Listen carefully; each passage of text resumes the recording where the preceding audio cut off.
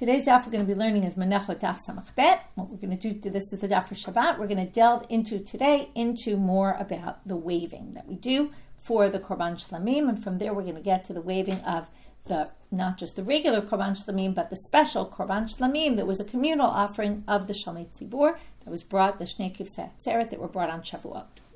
So we're going to start with this continuation of the Breita that we were in.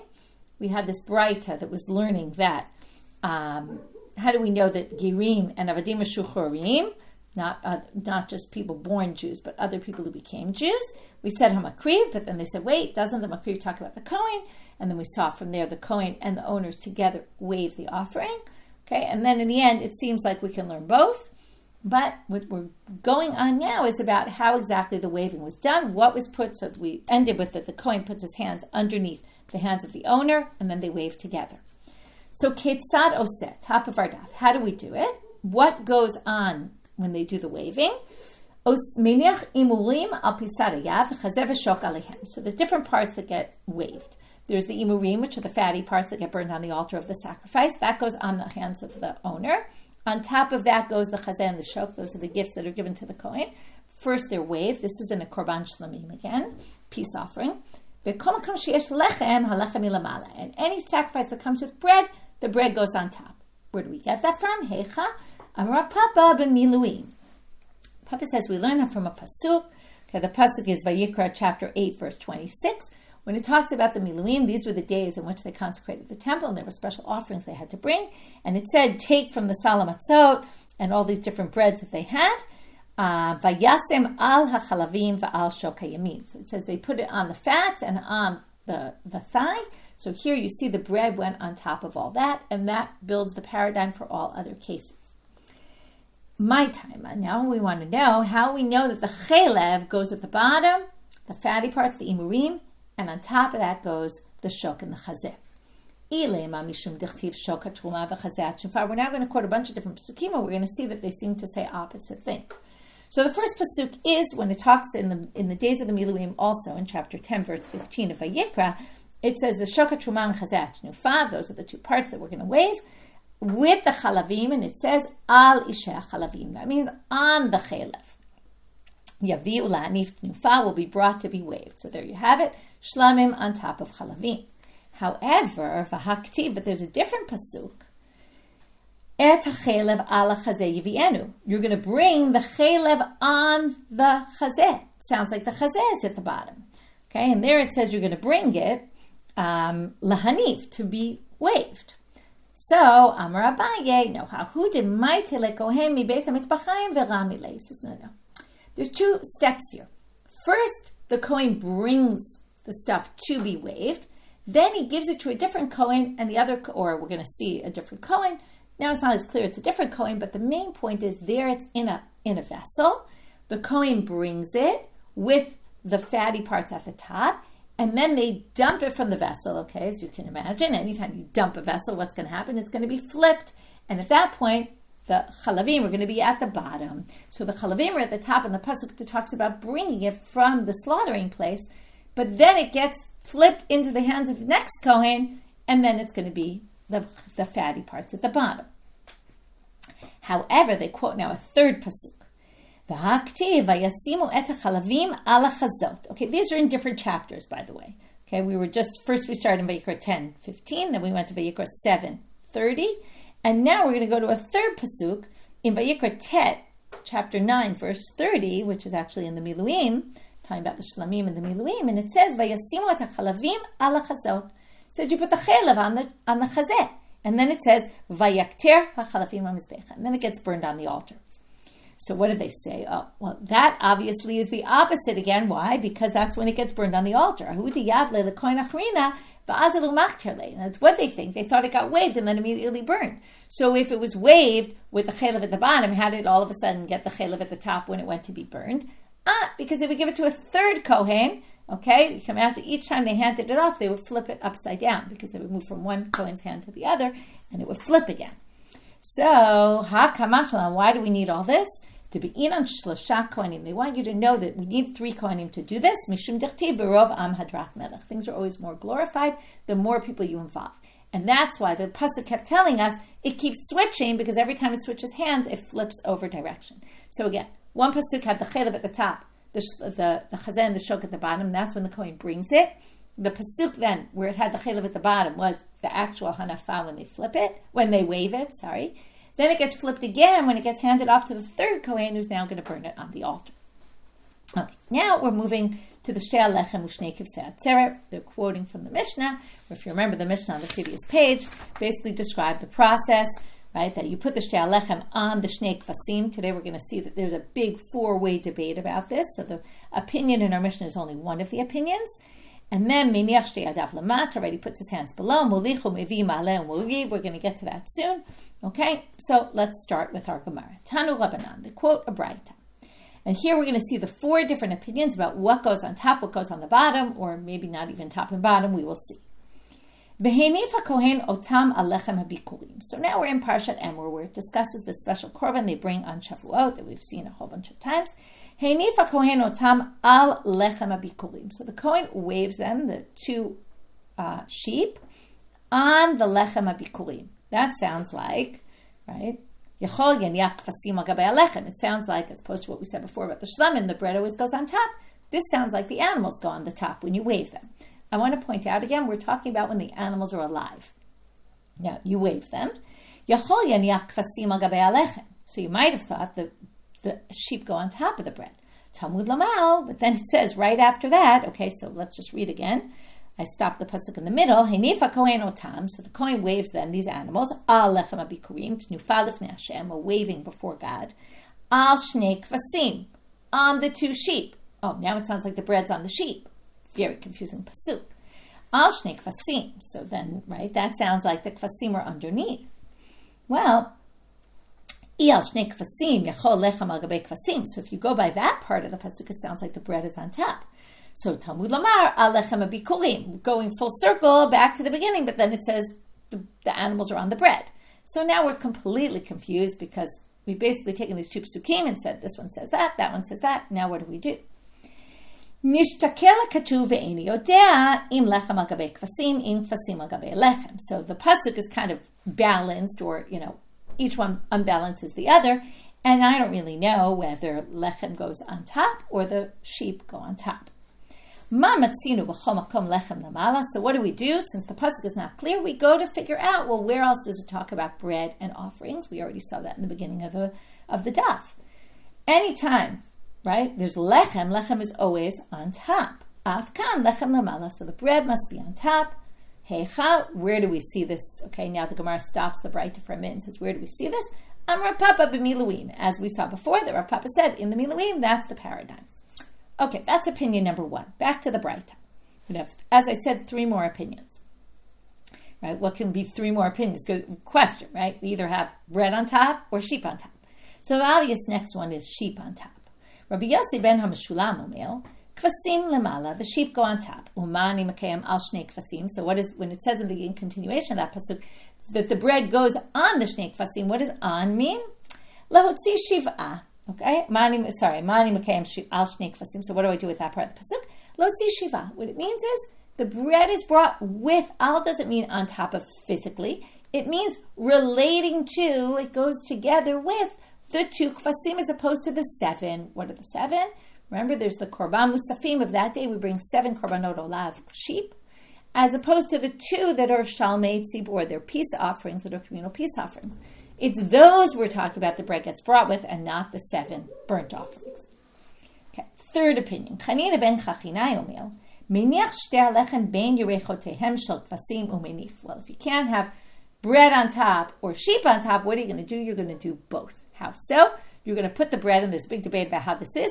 I'll go with the one that seemed likely to me. You put the animal on its side with its 2 legs, one on top of the other, and you put the bread in the middle. And in that way, the bread is both on top of the sheep, and the sheep is on top of the bread, and that way you solve both. So let's read that inside. You put shtei halechem ben yerechotehem, it goes between the 2 thighs of the kvasim, umenif, and then you wave. And that way you fulfill both psukim. Lechem al gabei kvasim, kvasim al gabei lechem. Bread on the sheep and sheep on the bread. Creative, right? Amar Rebbe comes and says, what kind of a crazy opinion? We're now up to opinion number 4. Lifnei melech basar v'dam ein osim ken. Lifnei melech malchei hamlachim hakadosh baruch hu osim ken. Right? What do you mean? Before a king, you wouldn't do that. Stick the bread in between the two legs of the animal. Disgusting. Why would you do that for God? That seems like a crazy opinion. Ella, he's got the unique other interpretation, which is they're next to each other. They're not even one on top of the other, and that resolves the problem. It's not that on top of that or that on top of that. They're just next to each other. V'habi'inan al. No, so now the Gemara asks, V'habi'inan al, but it says on. On sounds like one is on top of the other. How do you relate to that? So, okay, now Rebbe's not here to answer that question, but Amar le Rav Chisda le Rav Hamnuna, Amar le Rav Hamnuna le Rav Chisda. Either Rav Hamnuna said to Rav Chisda, or Rav Chisda said to Rav Hamnuna. Rebbe le ta'ameh. Rebbe is consistent with his opinion elsewhere. Da'amar al b'samuch. He understands the word al in the Torah to be understood in other cases as next to. Okay, just like I said, al before was relating to, right? It has to do with the shnei kfasim. That was one interpretation. As opposed to the 7, this is saying al means next to. They just have to be next to each other. One doesn't need to be on top of the other. Ditanya, where do we see that Rebbe says that al means next to? V'natata al ha'ma'arechet levonasaka. You're supposed to put on, now, let's just talk about the shulchan. The shulchan is where the lechem apanim went, and there were 6 shelves. There were 2 sets of 6 shelves each. And on each shelf was a loaf of bread. That's called the ma'aracha, is the set of 6 shelves that held 6 loaves of bread. And it says you're supposed to put the bowls of frankincense on the ma'aracha, on the ma'arechet. So Rebbe says, al is b'samuch. You didn't put it on top of that part of the table, those shelves. You put it next to it on the table. So al is b'samuch. So now the Gemara, the Braita says about this. After Rebbe says that, al b'samuch eno ela al mamash. Wait, when you say al, it's next to, maybe it really means on top of. So Rebbe says, when it says in the pasuk, v'sakota al ha'aron et ha'parochet, you put on the aron the parochet. Now, what was the parochet? It wasn't on top of the aron kodesh, which was sitting, the aron habrit, which was sitting in the kodesh kodeshim. It was a barrier between the heichal, the sanctuary, and the kodesh kodeshim.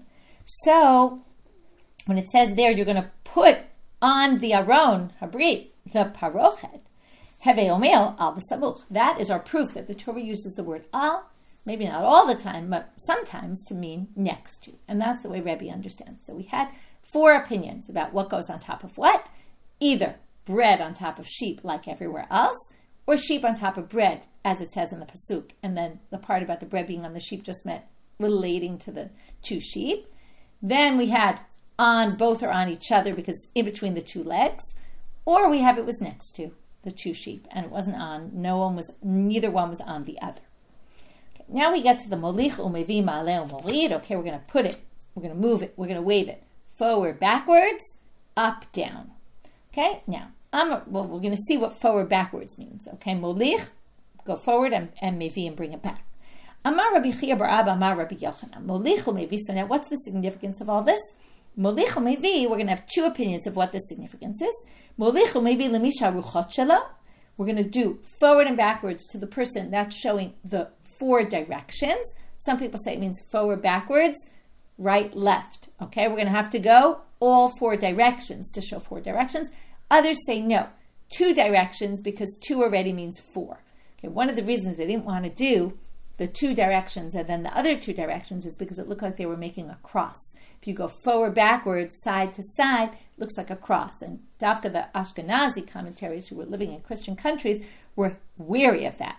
Some complained otherwise, that when we get to this in a minute, because if you do molich umevi in 2 directions, and then ma'aleh u'morid lemisha shamayim ba'aretz shelo, you're going to do up, down, that actually looks more like a cross. And if you actually do molich umevi in 4 directions, and then up, down, that gets you to 6, and that doesn't look at all like a cross. 4 is more like a cross. So there's actually a debate about which one looks more like a cross and which one were the rabbis more against. And there are all different opinions about how to do this. In any case, that's kind of off the daf. I don't want to go into it, although it's very interesting, and especially because we're going to see it's the same thing for lulav. Okay, but before we get there, let's explain now the simple reading of what we just read, which is according to Rabbi Chia bar Abba in the name of Rabbi Yochanan, the reason why you're doing forward, backward, and maybe side, side is to show I'm doing this to God, I'm waving this to God who basically is all in the 4 winds, right? In all four directions. God kind of reigns in all four of the directions. And up, down, the God reigns above and God reigns below. Okay? It's basically saying, I'm doing this to God. In Israel, they had a different version. It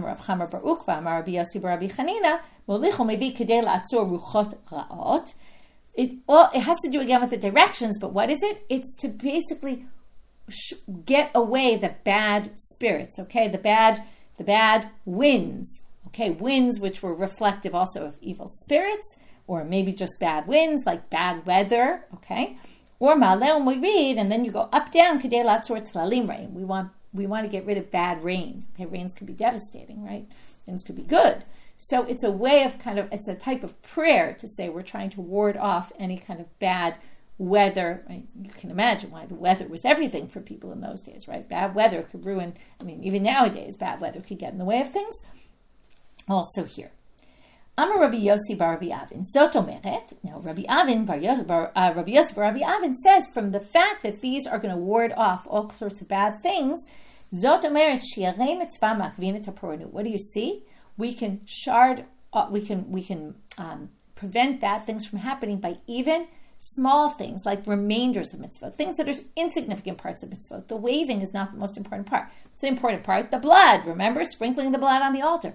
This is just a side part, which is not even so critical. If you don't do it, you'll fulfill your obligation anyway. And yet, look what kind of power it has to ward off all sorts of evil things, whether they're evil spirits or, more like evil bad weather. Okay. How do we know this? Because Tahat Shnufa Shirei Mitzvah, right? Because Shnufa is a Shirei Mitzvah, V'otzeret Rucho Ra'od U'Tfilalim Ra'im. And it's able to ward off these bad things. Amar Rabba, there's a big line, V'chein Belulav. And in fact, V'chein Lulav, we saw this whole sugya in Sukkah because they quoted it in Sukkah because it's also true for Lulav. These are the same directions that we wave our Lulav. That's what we get, that we wave our Lulav in 6 directions. By the way, there's also opinions that say in each one you have to wave it 3 times within. And not all commentaries on this. You could look at Tosfot if you're interested. He talks about that in the long Tosfot on today's daf. All about shaking the Lulav. And also about waving in the temple. Rav Acha bar Yaakov mematile umaitile umachvehachi. He would bring it forward. He would go forward and back, and he would he would take his lulav, and he would say as he went forward, umachvehachi va'amar, and he would go like that, and he would say, gira be'eni disitnam, shooting an arrow in the face of the Satan. It was like a way of, again, talk about warding off evil spirits. V'lav milti, but you shouldn't do this. Mishum da'atelit garuyebe. It's just going to get the Satan all riled up if he sees you going at him with an arrow. That'll get him starting to bother you. Just be quiet about it and don't make a big stink. Okay, Tanu Rabbanan. That was all about the directions of the waving. Now we're moving on. Zivchei shalmei tzibor tunim tnufa la'achar shrita utnufatan kemot shehem divrei Rebbe v'chachamim omrim b'chazeh v'shok. We now have a debate between Rebbe and the rabbis. Until now, we were discussing the waving when the animals are alive. What happens after we slaughter the animal? After we slaughter the animal, the Torah doesn't say you're supposed to wave it. But both Rebbe and the rabbis learned that you have to wave it also after. There's a process of waving. The debate between them is what gets waved after the slaughtering. Is it? Now remember, the shlamim that we learned about previously at the end of yesterday's daf is waved after slaughtering, not before, only after. And what do you wave? The chazeh and the shok. Right? Just those 2 parts that go to the Kohen. So the debate now is which parts of the Shnei Kivsei Atzeret get waved in the second stage, after the slaughtering. The whole animal, obviously before the slaughtering, it's the whole animal because the animal is whole. If you start taking it apart, you won't be able to slaughter it. So it's whole at the beginning. The question is it whole the second time when you slaughter it, after you slaughter it, or do you just, and then you slaughter the whole animal that you have there, or do you cut it into parts and just wave the chazeh and the shok, the thigh and the chest? So Rebbe says the whole thing, and Chachamim say the chazeh and the shok. B'mai kami palgi. What's the root of their machloket? We're going to have 3 different opinions here. So the first opinion is Amar le Rav Chisda le Rav Hamnuna, Amar le Rav Hamnuna le Rav Chisda. The same debate we had before, who said what to who, but it's Rav Chisda and Rav Hamnuna, and one said to the other, Bidon mina umina, Bidon mina va'oke ba'atra kami palgi. They argue about a type of drasha. Do we say, when we learn one thing from another, don mina, learn from it, the principle, the idea, right? Where are we learning that there's waving after, we're learning it from the shlamim. Just like a regular shlamim has after the slaughtering, also here we do it after the slaughtering. But the question is, how do we wave it after? Do we learn that also? That would be dom mina, learn from it, and umina, and the details are learned from it. Or do we say dom mina, learn the general principle, ve'oke ba'atra, but keep it the way it is in this scenario, in the usual kivsei atzeret. Okay, now we're going to see what this means. So let's read it through. That would be dom mina ve'oke ba'atra, but it's going to be more similar, the way we're going to learn it is going to be more similar to it itself rather than learning everything from the shlam. So what does that mean? Rabbanan savrei dom mina umina. The rabbis who say only chazev v'shok is going to learn completely from the shlamim. Maziv cheshamei yachid tunim tnufa. So first we're going to do the drasha. Just like individual shlamim offerings need to be waved, la'achar, right? So la'achar shlita, after slaughtering. Avziv cheshamei tzibur. These communal peace offerings also tunim tnufa la'achar shlita would have to be waved after slaughtering. Umina, and we're going to learn it completely from there. Mahatam bechazev v'shok, av hachanami bechazev v'shok. Then only the parts that are waved in the regular shlamim offering are going to be waved here because we're going to learn from there and learn it completely from there. The Rebbe savar domina v'oke ba'atra. Now learn from there the principle, but then learn the details the way they are here. Meaning, maziv cheshamei yachid. So we're going to start the same way. Just like individual peace offerings, tunim tnufa lachar shlita, need to be waved after slaughtering. So also communal ones need waving after slaughtering. But we're going to learn it from itself. There in the individual peace offerings, it's just the chazan and the shok that get waved. But here they get waved completely. Why do we wave the whole complete animal? Just like when they're alive, the whole thing gets waved. Also after the slaughter, the whole thing gets waved. And that's the first way of understanding the machloket. Now we're going to go to Amud Bet. Rav Papa Amar, Dekule Alma Dom Minau Minau. Rav Papa says, no. Everyone says that you're going to learn from shlamim completely. Okay, well then how do we have a debate? Well, Hainu Tama de Rebbe. Now you have to understand Rebbe. Why does he say we do the whole animal here? Ki hatam. Well, we still learn it from the shlamim, but in what way? It's like the shlamim in what way?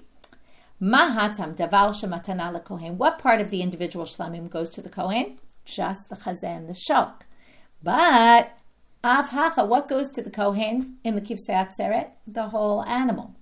So av hacha davar shematana lekohen. So also by us, it's going to be specifically the part that goes to the kohen.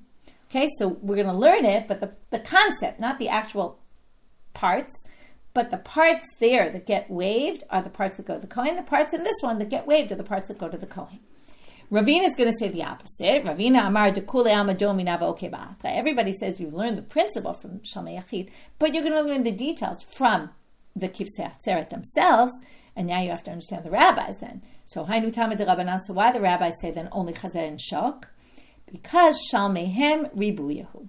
In other words, in general, they say when you're going to learn something, you only learn the principle from there, but the details are going to be more similar to here when there's a conflict. But in this case, we're going to do it differently because there's a pasuk when it talks about waving the chazeh and the shok.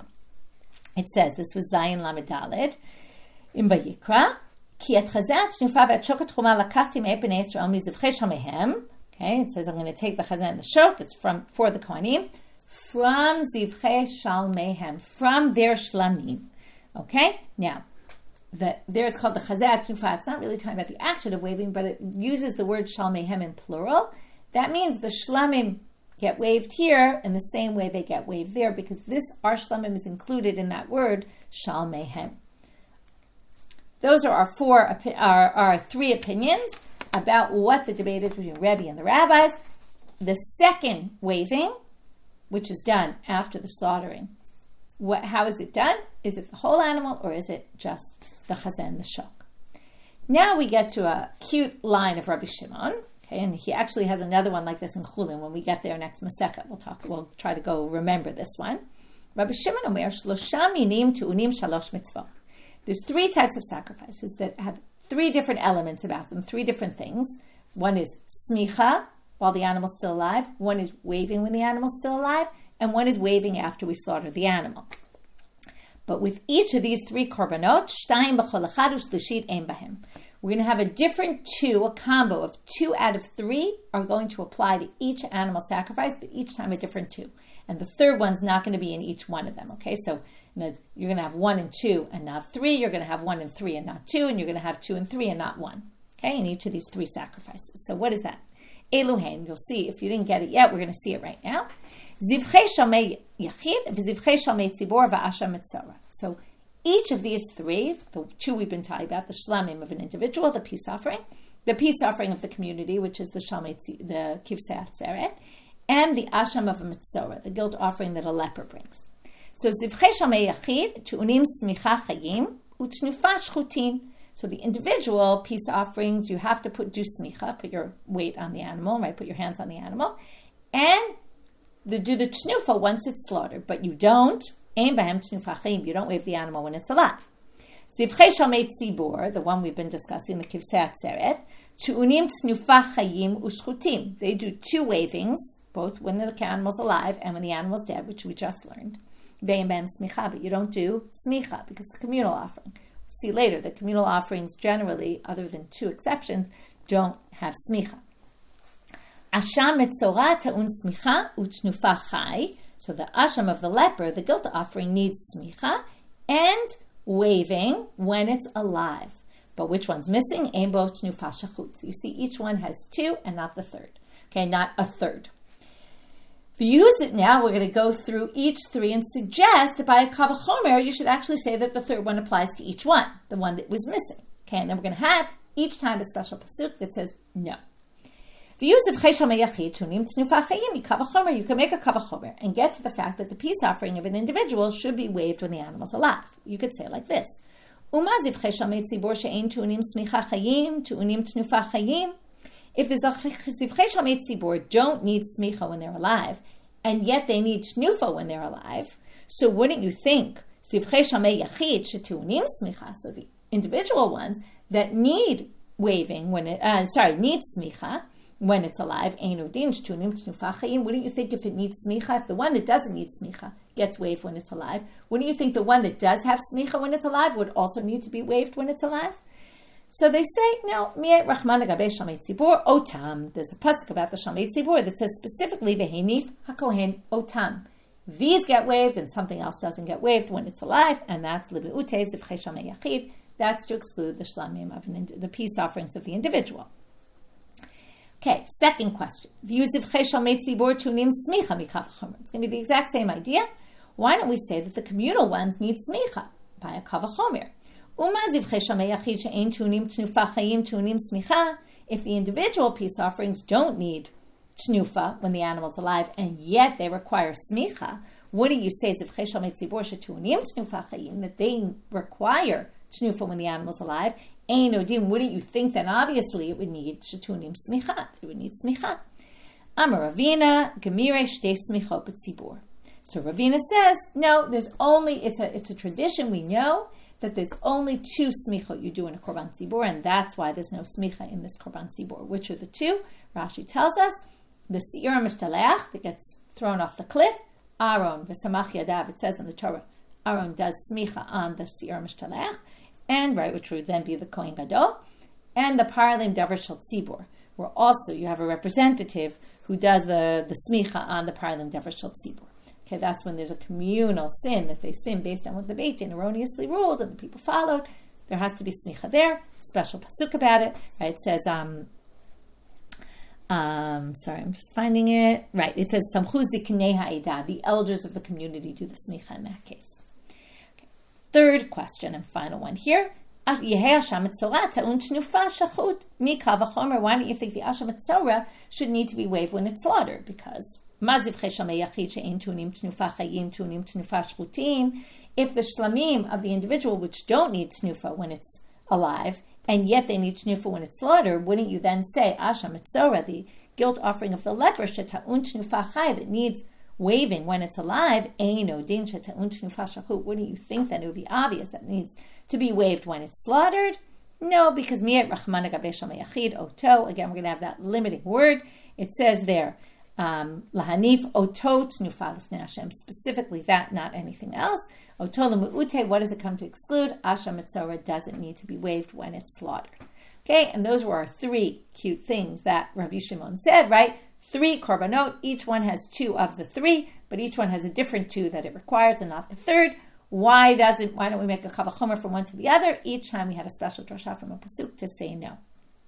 I'm going to finish with this braita. That will end our section until we start next class with the next Mishnah.